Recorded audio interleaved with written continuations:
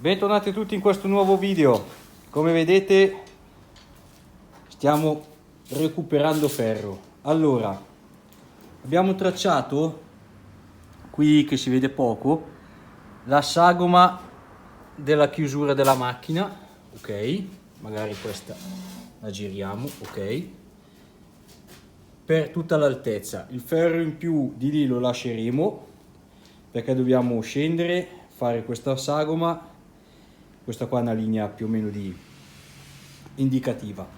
Adesso dobbiamo dargli subito questa forma qua, lo accorciamo e lo appoggiamo dentro in macchina. Poi quando sarà in macchina gli daremo la forma, segnandolo dal dietro, di quel pianetto, la parte storta, e anche di questa qui che scende. Comunque quando lo appoggiamo dentro vi facciamo vedere.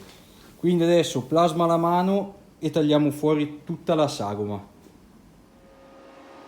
Ecco, vedete, adesso abbiamo tagliato con la pinna che c'era lì in alto e gli abbiamo dato questa sagoma sulla forma della chiusura che è lì. Questo pezzo qua lo lasciamo e buttiamolo dentro in macchina e vediamo di capire come, quanto e cosa va tagliato.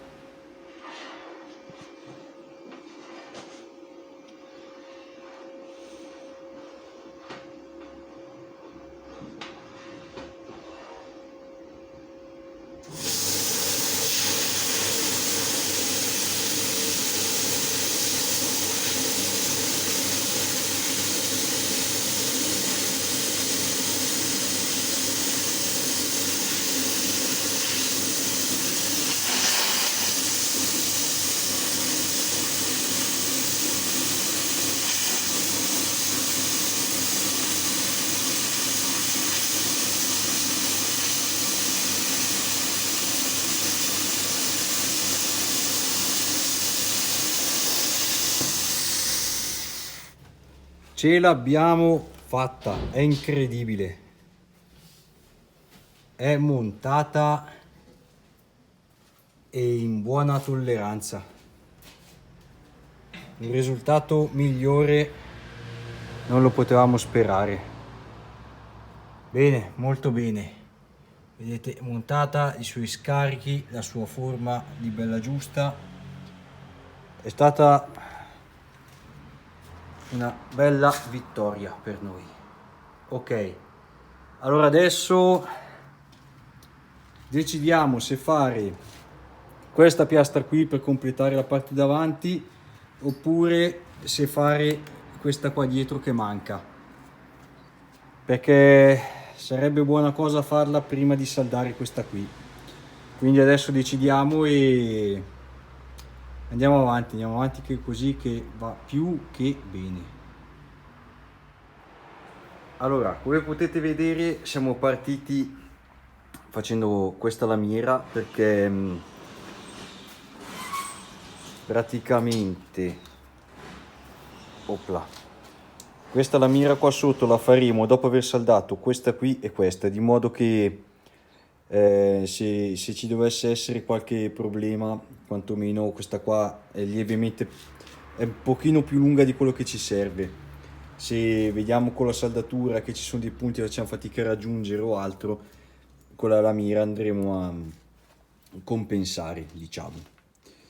Quindi adesso questa qui installata, esce fuori quello che ci serve per andare a intersecare con questa e poi andrà tagliata, diciamo, rimosso tutto l'eccesso, perché tanto non ha senso tenerlo su, però almeno sappiamo qual è il punto massimo. Adesso, avendo fatto questa qui, dovremmo, per saldarla, siccome rimarrà un panino, diciamo un sandwich, la lamiera davanti la salderemo da dietro. Questa qui invece faremo dei buchi, delle asole, comunque dei punti in cui entrare con la pistola per saldare, e praticamente faremo delle asole, dei buchi per entrare con la torcia e saldare all'interno, quindi salderemo dentro in alcune fessure, perché dall'altra parte dove giustamente non si può entrare. Faremo tutto il contorno di qui, sotto, tutto il da parte, e in mezzo faremo così. questo è uno degli svantaggi, però vabbè, poco male.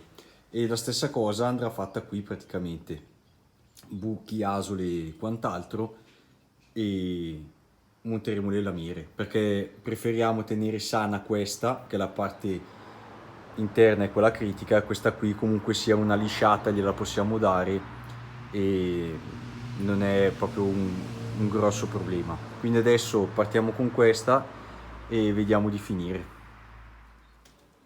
Allora, stiamo andando avanti, come vedete, qui abbiamo deciso di fare dei fori, mentre qui abbiamo fatto delle asole, visto che la superficie era maggiore, asole qui e fori dove intersecano i 5x5, quindi dovrebbe essere una buona soluzione. Qui tanto poi è saldata continua, anche qui da parte, sotto da questo punto andare in giù lo saldiamo da dietro, quindi faremo la solita grechina.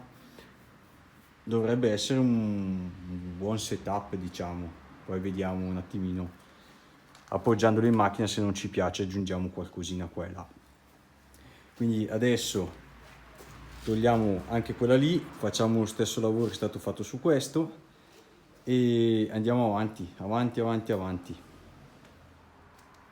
Adesso, come potete vedere, qui abbiamo cambiato un pochino il sistema, perché la parte sotto salderemo dall'interno, qua sopra invece abbiamo fatto dei buchi negli estremi e soltanto in questa parte, diciamo, in mezzo, perché comunque anche qua andrà saldata tutta, qui è abbastanza vicino, quindi diciamo che è la soluzione che ritenevamo migliore.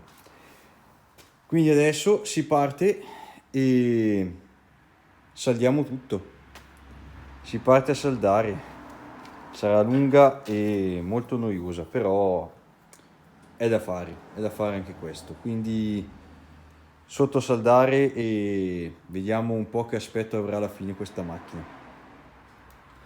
Già, si va avanti a gonfie vele. Allora, abbiamo già saldato tutta questa finita, di qui e di là ovviamente. Qui bisogna fare un po' di levigatura e dopo bisogna mettere ancora un po' di materiale per avere la superficie perfettamente in linea con l'altra. Questa qui è già saldata, doppia, quindi c'è una saldatura molto in profondità più quella che vedete, in modo da essere sicuri che siano legati insieme in maniera forte. Qui è saldato, la parte qui interna la faremo poi a TIG, perché dobbiamo fare, devono appoggiarsi due lamiere, quindi abbiamo bisogno di poco ingombro di saldatura e andare a smerigliare lì dentro poi diventa difficile, quindi lo faremo più avanti. Abbiamo anche già saldato tutta questa, qua daremo una limata leggera che non è di molto ingombro, tutta saldata. Anche questa, come quell'altra, qui verrà saldata a TIG, di modo che qui c'è dentro proprio lo spazio giusto che faccia stare un briciolo di saldatura e rendere ermetica la zona, perché l'aria potrebbe scappare dentro da di qua e non è una buona cosa. Quindi abbiamo magari una panoramica anche da dietro, è tutta saldata da cima a fondo, ok, tac. Adesso, avendo saldato tutto, a TIG andrà fatto anche qui sulla punta dove poi verranno fatte le parti per estendere il muro, diciamo, per allungarlo. Quindi adesso buttiamo dentro il piano che è in giro da qualche parte, quindi lo posizioniamo all'interno, chiudiamo la porta con tutti i suoi bulloni, visto che ha un leggero gioco, di modo da essere sicuri che appoggi bene contro la portiera per fare tenuta, e lo saldiamo da sotto tutto, quindi poi rimuoveremo questa piastra per accedere da sotto. Faremo con un po' di fatica anche da quei buchi lì, inseriremo la torcia e salderemo tutto. Fatto questo, chiudiamo tutto il resto e poi penso sia finita fondamentalmente. Quindi avanti ancora. Allora, abbiamo saldato anche il pavimento o la piastra, diciamo, del fondo. La parte qui sotto adesso vediamo se farla a filo o a TIG, ma comunque è una cosa che si può fare anche dopo. Adesso partiamo chiudendo il resto, vediamo insieme se fare prima questa o prima quella di lì. Vediamo in base un po' a come siamo comodi a lavorare lì sotto.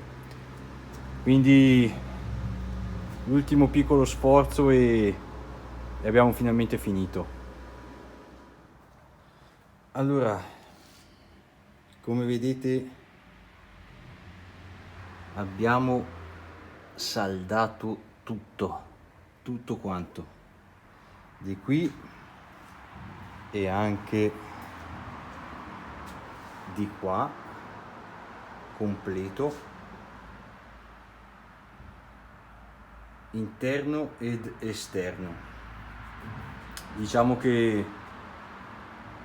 bisogna comunque adesso armarsi di tantissima pazienza e iniziare a lisciare tutte quelle parti qui.